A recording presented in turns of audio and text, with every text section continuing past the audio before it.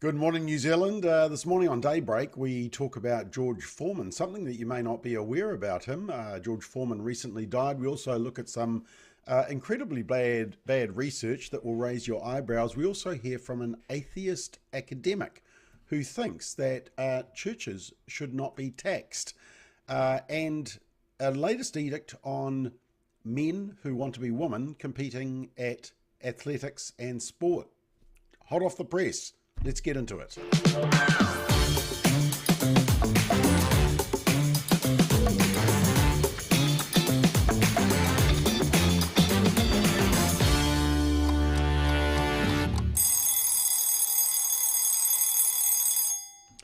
Good morning to you. It is the 26th of March, Wednesday, middle of the week. Now, you may be saying, Bob, you're late. What happened? Did you sleep in? No, it's actually deliberate. Daybreak will now be from 7:30 a.m. every Monday, Wednesday and Friday. And the reason is because on Tuesday and Thursday, we'll also be here at 7:30, but it won't be me. It'll be Simon O'Connor. And his solid ground is doubling from just Tuesday to Thursday, and it's going to be at 7:30 as well. So I'll be giving you on Monday, Wednesday and Friday a more brief overview of the stories that you need to be aware of. And then Tuesday and Thursday, Simon O'Connor, who's far brighter and far greater intellect than me, will get more into in-depth analysis of some of these stories. So every morning, every weekday morning at 7:30, we will be here, Daybreak with me and Solid Ground with Simon O'Connor. So that's starting from today. So tomorrow morning, theoretically, if Simon remembers to set his alarm, he will be here for Solid Ground tomorrow morning at 7:30. So that's a little new development. Right, let's get straight into our stories. This is the graph of the day, and this is ram raids, average monthly ram raids per year. And boy, you can see we went through a couple of years, 2021, 2022, of just massive growth. We all knew about it. And then maybe the bollards came into effect and we've seen a decrease. Obviously, the latest one out the far right is so far this year. So you probably can't take that one, ignore that one. The colouring is also the government.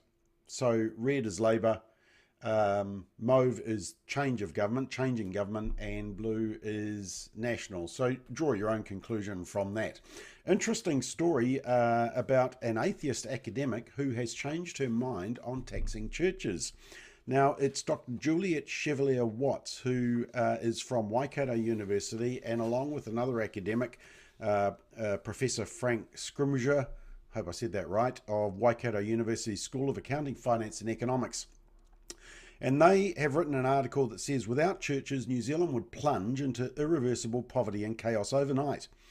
The reason charities, including more than 3,000 churches in New Zealand, don't pay income tax is because the public benefit they produce reduces the burden on the government. Simply put, without charities, our taxes go up, and disproportionately. This is especially the case with churches, because churches help people in far greater ways than the government could for a lot less money. And they gave the example, 65,000 passionate volunteers, and for churches, it's 6 active volunteers for every 1 paid staff member. But in the charity sector, it's 2 volunteer hours for every 3 hours of paid staff time. Okay, so 67% of paid staff time in the charity sector, but it's 6-to-1 ratio for churches. That's pretty good value. They estimate that the churches contribute $6 billion in New Zealand. That was back in 2018. I mean, that would be a guesstimate, but they do say that that doesn't take into account some of the practical help, for example, food security and accommodation, professional services that churches often give, like marriage counselling, financial literacy, workforce preparation, health and wellbeing, free legal advice, and pastoral care, even things like taking people to medical appointments or covering funeral expenses. And she concludes by saying, you know it's dire when atheists are sticking up for churches, but if it were up to me, I would establish a task force examining how churches can be better empowered to help people in need. I'm confident it would find churches should pay even less tax and receive more government assistance. So, yeah, very interesting article on that one. Lunches in schools, well, we haven't had an article on that for a bit. Have you noticed the media have gone quiet on that? But they have highlighted a petition. And this is Radio New Zealand, and apparently a woman with 20 years legal experience has started a petition against the, against the lunches. And the petition is aiming for 1 million signatures. Now, it started 5 days ago. I had a look, and it's got just under 3,000 signatures. So Radio New Zealand is doing a little bit of promotion for the signatures. And David Seymour Ackley correctly responds and says, what's interesting is that across the thousands of petitions put forward by members of the public on the Parliament website, Radio New Zealand deems this one newsworthy. Well, we know why. And he just highlights the data that last week, apparently, the School Lunch Collective recorded 99.8% on-time delivery, and meal production rates have increased considerably. And apparently the surplus, the leftovers, was 5.7%. Under the previous government's program, it was 9%. So the wastage is less. But you won't hear that in the media, will you? You only hear the bad news stories. And of course, Radio New Zealand has been obsessed with bad news stories. 100 stories you can see on that graph over the last 4 weeks, but not the good stories. I read this research, Job Hurdles for Trans Non-Binary Kiwis. It's out of AUT, and it's probably a reason why you should be very wary of research coming out of AUT. And the research is looking at the economic outcomes for people belonging to the trans and non-binary community, in particular employment and wage gaps. Now, the problem with a lot of this research is that it's self-selected. It's basically lobby groups asking each other to be part of the study. It's non-random, and there's no control group. And so what AUT have done is they've gone to birth, deaths and marriages and looked at birth certificates, which of course can be changed now. And then they've looked at licenses, which of course under Waka Kotahi, which was the New Zealand Transport Agency, you can change your gender.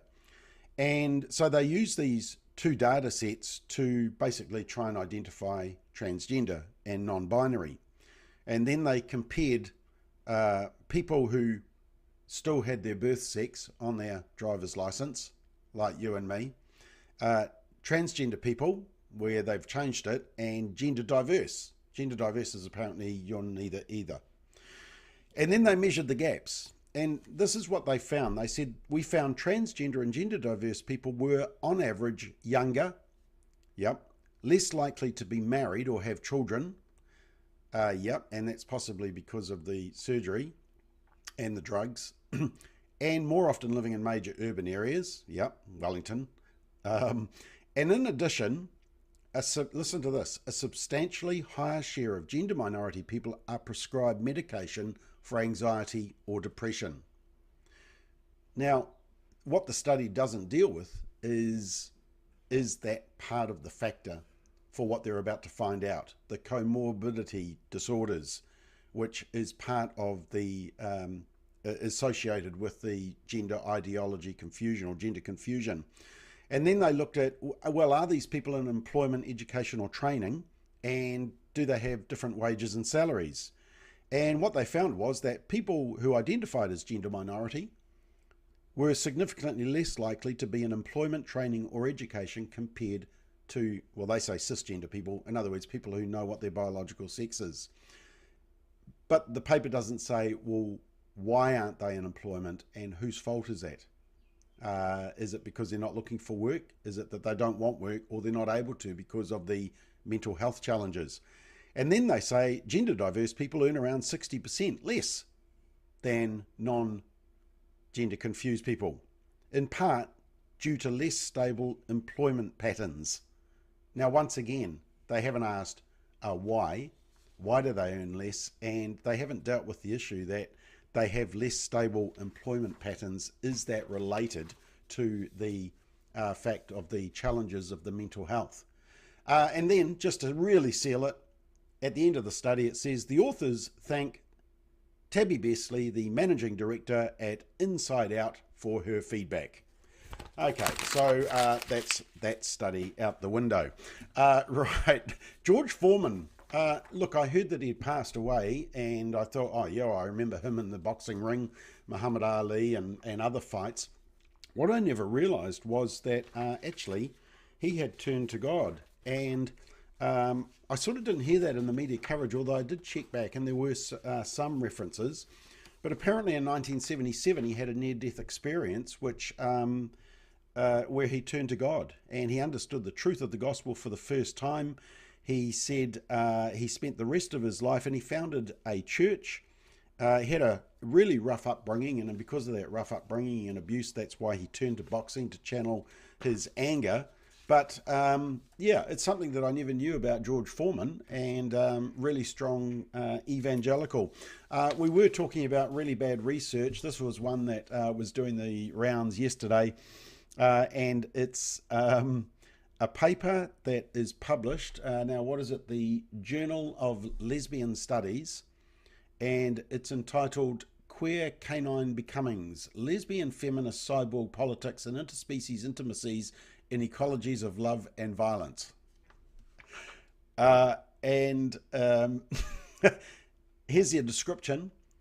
It takes two key case studies as a focus for analysis. First, the state instrumentalization of dogs and robot dogs for radicalized and imperial violence.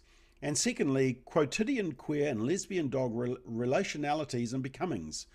In the first, the article traces how dogs are weaponized as tools of state violence and propose a queer lesbian feminist critique of white supremacy, and militarization that can also extend to a critique of the violence committed through and toward the dogs.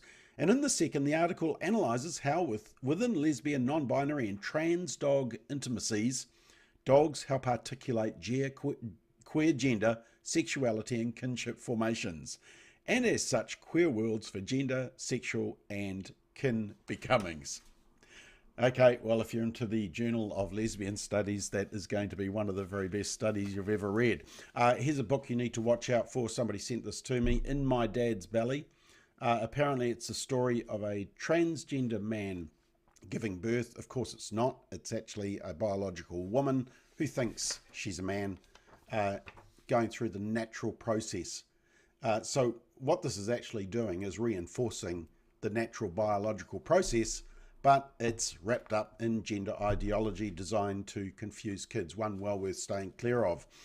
This school in the UK is getting in trouble, and I know it's the UK, but let me just make the point. They've cancelled their annual Easter bonnet parade and Easter service.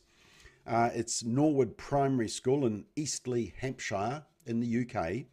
And they said the decision was aimed at promoting inclusivity and ensuring that the school honours the diverse beliefs of its students and families. The head teacher said, yes, it would possibly be disappointing for some. And some of the commenters said, well, is she going to cancel Christmas as well? Look, if you acknowledge diversity and inclusion, that doesn't mean that you cancel some of the traditional celebrations that are part of the country that we're in.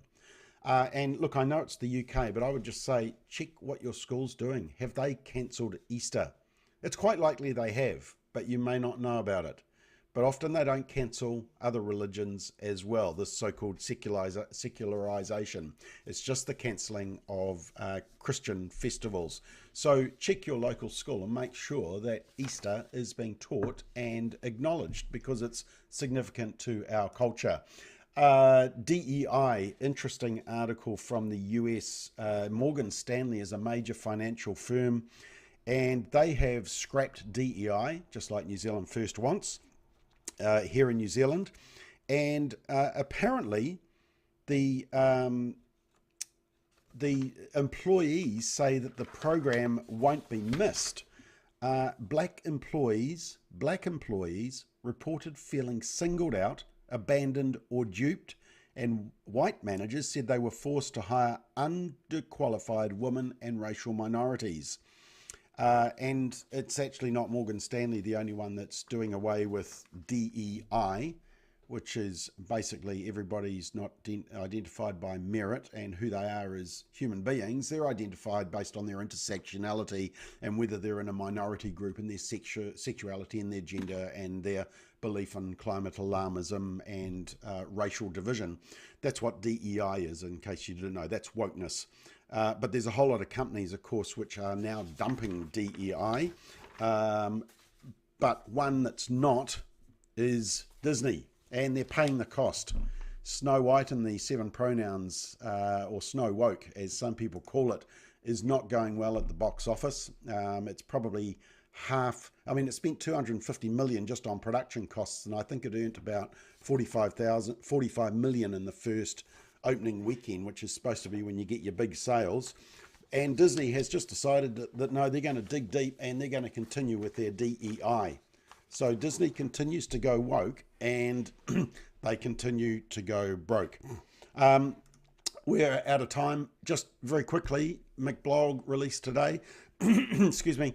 I just highlight the fact that the media are doxing certain protesters and exposing where they work in the design to put them under pressure at work. But they tend to only go after employees of, or basically people they don't like or protests they don't like. Have a watch of that. You'll probably quickly figure out what are the protests that the media don't like and are they being consistent. Sorry, I've got a dog down here wanting a rub. Wants to go for a walk. And just finally, tomorrow night, is Political Playback, 5 o'clock. I'll be with Simon. But don't forget, Simon will be here tomorrow morning for Solid Ground at 7:30. So you'll be able to check that. Oh, sorry, just one late breaking news I noticed on Radio New Zealand. It just came out actually 12 minutes ago that female athletes are going to have to undergo a genetic test to compete in women's events. World Athletics President Sebastian Coe has just announced that. So that means, for example, our boxer from Algeria, the so-called female boxer, will not qualify under the genetic test because the argument is the test was done and he had male chromosomes. So that's really going to stuff things up, but that's a good decision by World Athletics. And of course, the Olympics is also going to have to adopt that test as well. Rightio, we are out of time. Don't forget, tomorrow morning, 7:30, Solid Ground with Simon O'Connor. He'll go into more in depth on some of these stories. And I will see you Friday at 7:30. Have a great day.